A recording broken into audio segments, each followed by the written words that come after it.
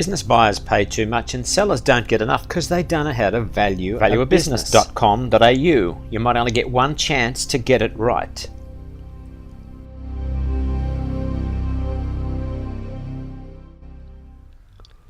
Today we're talking about the valuation of online businesses and what the key value drivers are in respect of these businesses. We're talking about valuing businesses that do most of their business on the internet. Examples of online businesses are online shops, businesses that sell information solely online, and businesses whose customers deal with them only online. You can have hybrid businesses which have both online and offline presence. An example is a retail store with a physical presence that also has online trading for its customers. Valuing the online business is different from valuing another type of business. One of the major differences between online businesses and offline businesses has been the quality of the relationship between the customers and the business. Traditionally, customers shopped with the business and grew to know the business owner and its staff. The relationship became all important. The value of the business was often bound up in the quality of that relationship. Businesses, especially franchises, tried to reduce the importance of the customer relationship by introducing systems and relying on brand and market strength. Their proposition was that the customer experience could be replicated across all stores and all transactions.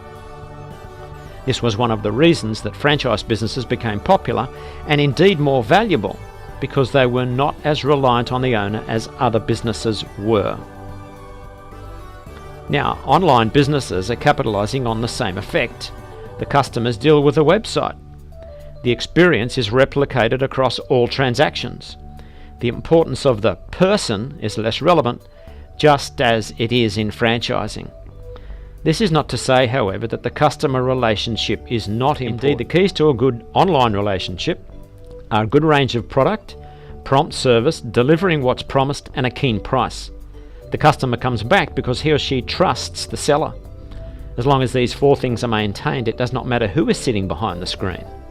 This means that if you are buying an online business, you will feel more comfortable that the income streams will continue after you have bought the business and hence will pay more for it. So just remember that less risk means higher value when it comes to an investment.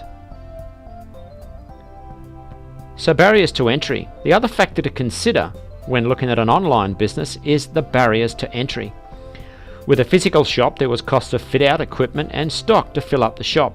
Also, that building up of relationships over time, remember? In the online world, it is more intangible assets that are required and hence less need for upfront investment. Once you have established your online business, someone else is waiting around the corner looking to copy and cash in on your idea. The length of time that the business has been established is a key pointer to value. So intellectual property. Domain names become important. If you're a real estate agent and you own the domain name realestate.com.au, then your business is worth more than if you are trading in your own name and you've got more to sell.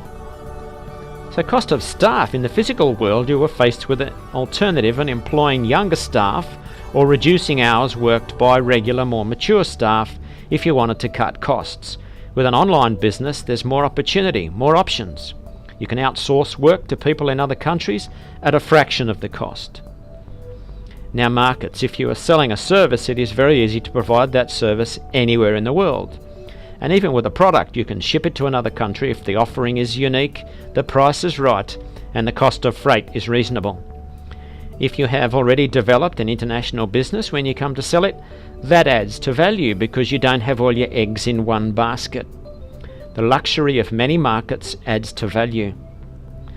Now, we've looked at some of these matters in detail. Let's just look at a few in less detail. What about competition? How well your business is supported and how well your website is supported by other media. The amount of traffic you're getting to the site. How long the site has been established. How automated it is. How stickable it is, and finally Google ranking. Let's have a look at those in more detail. So competition, you don't really want a business that has no competition or a site that has no competition, but nor do you want to be bidding on Google for keywords that are going to cost you $10 and $20 a hit. Traffic to the site can easily be counted And has the traffic been building over time? It's a bit like your sales figure. A good steady growth curve for traffic to the site is very appealing to a buyer. Now automation, it's a bit like systems in franchising. If you've got 100 people behind the scenes doing something, or an automated system, the automation is much better and much more transferable. How long has the site been established? Google likes sites that have been well and long established. How well is the website supported by other media like Facebook, Twitter, Pinterest, Google+, and YouTube? These things are all important because it gives you a foundation of value. Stickability. You don't want something that's here today and gone tomorrow. You don't want something too trendy. So, how long you've been established is one pointer to this, but also there's the nature of the product or service that someone feels is going to be around a long time. And lastly, Google ranking. This is probably the hardest because Google's behind the scenes there making sure that you don't get an advantage. If you act fairly and bring people to your site by virtue of content, and you're popping up everywhere, Google will like you. If you try and game the system, Google won't like you, and all the money that you've spent on ranking will be down the drain. So, good luck in building a website of your dreams, but more importantly, a business that you'll be able to sell. valueabusiness.com.au. When you want to know what a business is worth.